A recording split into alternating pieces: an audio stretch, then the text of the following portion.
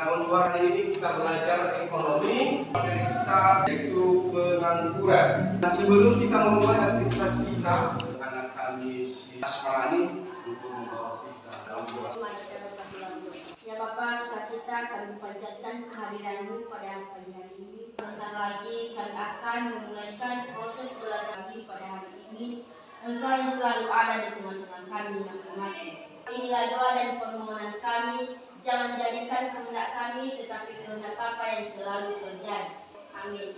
Silakan didengarkan namanya jika akan absen. Abdi Henry Ardian Jebua, Erna Fitri Gula, Jelina Jebua, Juni Damai Kristian Jebua, Suarman Jebua, Yuyu Parman Gula. Nah, untuk hari ini kalian semua terima kasih untuk menanyakan. Maka sebelum kita membahas materinya, dan pada minggu yang lalu kita sudah mempelajari tentang sistem upah. Yang masih ingat apa itu upah?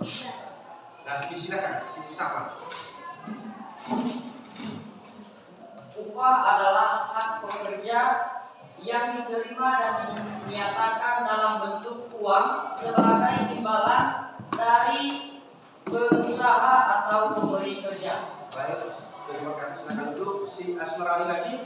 Upah adalah hak pekerja yang diterima dan dinyatakan dalam bentuk uang sebagai imbalan dari pengusaha atau pemberi kerja. Baik, terima kasih, tepuk tangan. Jenis-jenis upah. Baik, silakan si Devi. Upah menurut yang kedua adalah sistem golongan. Ketiga, sistem upah menurut prestasi. Si Jemi, silakan. Yang pertama sistem upah bagi hasil. Yang kedua yaitu sistem upah premi. Yang berikutnya sistem bonus. Baik, terima kasih. Silakan laporan dulu. Anak kami pada materi yang lalu sudah dikuasai. Dan sebelum masuk kita pada materi, Bapak akan menjelaskan kompetensi inti, yaitu terdiri dari KI1, KI2, KI3, dan KI4. Yang dimana KI1 dan KI2-nya menghayati dan mengamalkan ajaran agama, yang dianunya menghayati dan mengamalkan perilaku jujur. Yang KI2 memahami dan menganalisis pengetahuan faktual serta menerapkan pengetahuan prosedural pada bidang kajian yang spesifik sesuai dengan bakat dan minatnya untuk memecahkan masalah. Yang keempatnya yaitu mengolah menyaji dalam ranah konkret dan ranah abstrak terkait dengan pengembangan dalil yang dipelajarinya di sekolah secara mandiri. Kompetensi yang terdiri dari 3 yang dimananya menganalisis permasalahan ketenagakerjaan dalam pembangunan ekonomi. Yang 4.3-nya menyajikan hasil analisis masalah ketenagakerjaan dalam pembangunan ekonomi dan cara mengatasinya. Ini kan capaian kompetensi yaitu menganalisis pengertian pengangguran, mengelompokkan tingkat pengangguran, dan yang ketiga menyimpulkan dampak pengangguran. Tujuan pembelajaran setelah mengikuti kegiatan pembelajaran dengan mendiskusikan video yang ditayangkan oleh guru, peserta didik dapat menganalisis, menyimpulkan, dan mengelompokkan tentang pengangguran dengan benar, disiplin, dan percaya diri. Pada pembelajaran kita untuk hari ini menggunakan model pembelajaran Project Based Learning atau PJBL. Tahapan pelaksanaannya, peserta didik memperhatikan dan menganalisis video dan mendiskusikannya dalam bentuk kelompok kecil. Menyusun hasil diskusi kelompok dalam bentuk makalah dan mempresentasikannya di depan kelas, meminta tanggapan dan kelompok lain. Materi pelajaran yaitu pengangguran. Sebelum kita membahasnya, siapa anak-anak kami yang bisa menjelaskan apa itu pengertian pengangguran? Silakan. Ini adalah jumlah orang atau orang-orang yang tidak mempunyai pekerjaan. Ada lagi jalan yang berbeda? Ya, silakan. Pengangguran adalah data kerja yang belum atau sedang mencari pekerjaan. Tepuk tangan dulu untuk teman. Anak-anak kami yang sudah belajar di rumah mengerti dan paham apa yang kita pelajari untuk hari ini. Pengangguran adalah kelompok angkatan kerja yang tidak bekerja atau sedang mencari pekerjaan. Nah, umumnya penyebab pengangguran adalah ketidakseimbangan laju pertumbuhan penduduk dengan lapangan kerja yang tersedia. Artinya jumlah tenaga kerja lebih banyak dari jumlah pekerja. Upaya-upaya yang dilakukan untuk mengatasi pengangguran. Kalau anak-anak kami perhatikan gambar ini apa yang sedang dilakukan? Ya, silakan. Gambar di atas itu sedang mengajar melatih. Melakukan pelatihan bagi tenaga kerja. Bapak akan menampilkan atau menayangkan video. Ya, silakan anak-anak kami mengamati dan menganalisis berdasarkan hasil analisisnya.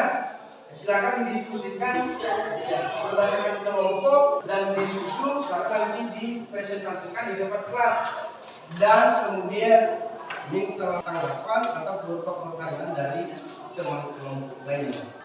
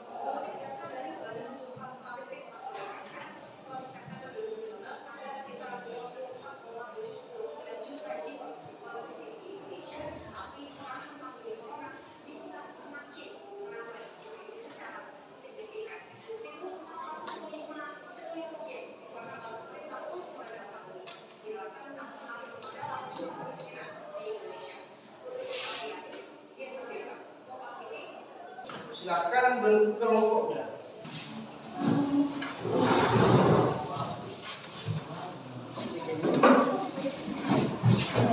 Silakan ya kelompok 1.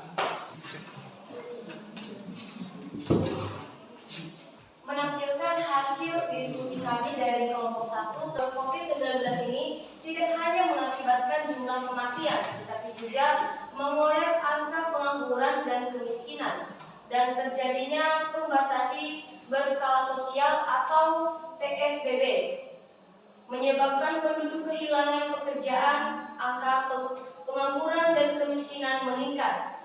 Pada saat terjadinya pandemi COVID-19, penghasilan dan pendapatan masyarakat ataupun negara menurun.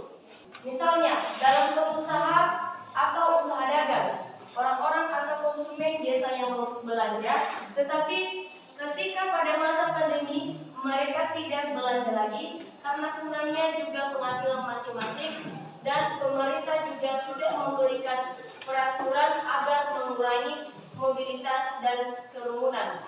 Dengan adanya pengangguran ini atau PHK diakibatkan pandemi COVID-19, itu semua ada di dalam sebuah kelompok baik yang hampir miskin, mendekati miskin ataupun sangat miskin. Dan itu semua menambahkan jumlah kemiskinan di Indonesia. Sebenarnya perekonomian masih dalam keadaan baik-baik saja. Hanya saja pemerintah mencegah penyebaran COVID-19 agar masyarakat tidak terlalu banyak mengalami korban jiwa akibat dari pandemi ini. Bukan berarti pemerintah memberhentikan perekonomian atau tenaga kerja yang dibutuhkan sampai selama-lamanya. Silakan duduk kembali. Tepuk tangan untuk kelompok 1. Sekarang kelompok 2. Pada wabah COVID-19 ini tidak hanya menimbulkan banyak kematian, tetapi bertambahnya juga jumlah pengangguran yang telah di-PHK akibat COVID-19. Masyarakat yang telah bekerja kehilangan pekerjaannya. Karena sesuai aturan pemerintah bahwasanya mobilitas harus dikurangi serta menghindari kerumunan. Dengan COVID ini pun banyak perusahaan-perusahaan yang butuh melanjutkan. Para pedagang menutup usaha-usahanya karena mereka mengalami kesusahan untuk keluar membeli bahan atau keperluan mereka berdagang. Sehingga masyarakat berpotensi turun kelas atau pendapatan masyarakat menurun. Sehingga dengan ini mengakibatkan jumlah pengangguran atau kemiskinan meningkat. Silakan duduk kembali. Tepuk tangan dulu untuk kelompok 2. Kelompok 3. Kelompok 3 silakan. Hasil analisis kelompok kami tentang dari video pengangguran ini adalah karena dari faktor corona ini membuat kehidupan masyarakat miskin dan menimbulkan berbagai sektor terjadinya krisis dan juga membuat manusia meninggal akibat virus corona ini, serta juga membuat tenaga kerja dalam suatu pekerjaan di PHK. Kesulitan juga masyarakat mencari pekerjaan dalam suatu perusahaan dan penghasilan ekonomi masyarakat mulai mengecil. Jumlah penduduk miskin juga menambah karena dapat dilihat dari bulan September 2019 diperkirakan 24,79 juta orang. Dan sekarang kelompok 4. Akibat COVID-19 akan mengakibatkan jumlah penduduk miskin. Untungnya masalah ini hanya sementara karena secara fundamental ekonomi Indonesia sebenarnya sangat baik. Menurut Peter Abdullah mengatakan dengan pengangguran ini atau tambahan PHK mengakibatkan kemiskinan karena tidak bisa bekerja, tidak bisa membuka usahanya, atau mereka kehilangan pekerjaan. Kepala Ekonomi Bank Permata Joshua Pardede memperkirakan tingkat kemiskinan di Indonesia berpotensi naik menjadi 11%. Mengutip data dari Badan Pusat Statistik atau BPS per September 2019, ada sekitar 24,709 juta warga miskin di Indonesia. Meningkatkan mobilitas modal dan lapangan kerja, menyelenggarakan bursa pasar kerja, meningkatkan keterampilan tenaga kerja, meningkatkan mutu pendidikan, mendirikan pusat-pusat latihan kerja. Kami sekian dan terima kasih. Sekarang Bapak akan membagikan LKPD menjawab pertanyaan 1, 2, 6, 2, 3, 4.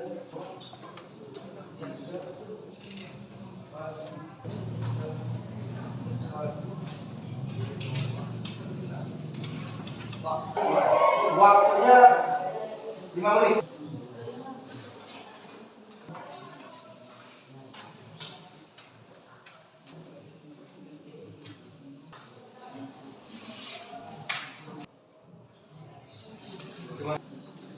Waktunya tinggal 3 menit lagi.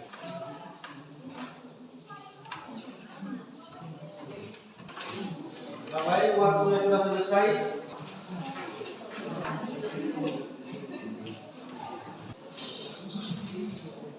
Saja untuk pertemuan kita pada hari ini. Kita berterima kasih kepada anak-anak kami sudah bisa lebih aktif lagi pada hari-hari berikutnya. Pada minggu depan pelajaran kita yaitu tentang indeks harga dan inflasi. Itu pembahasan kita pada minggu depan. Silakan dibaca-baca di rumah, belajar dengan sungguh-sungguh, cari buku-buku referensi lainnya. Bisa dicari di internet. Nah baik, sekian saja untuk pertemuan kita hari ini. Ini untuk membawa kita dalam doa. Terima kasih atas berkat yang memberikan kepada kami di mana kegiatan kami dan kami bisa mengakhirinya pada hari ini. Terakhir lagi, nah semua kelompok sudah bagus semua untuk mempresentasikan hasil diskusinya. Silakan anak-anak kami lebih semangat lagi. Tepuk tangan untuk semua kelompok untuk hari ini sudah hadir.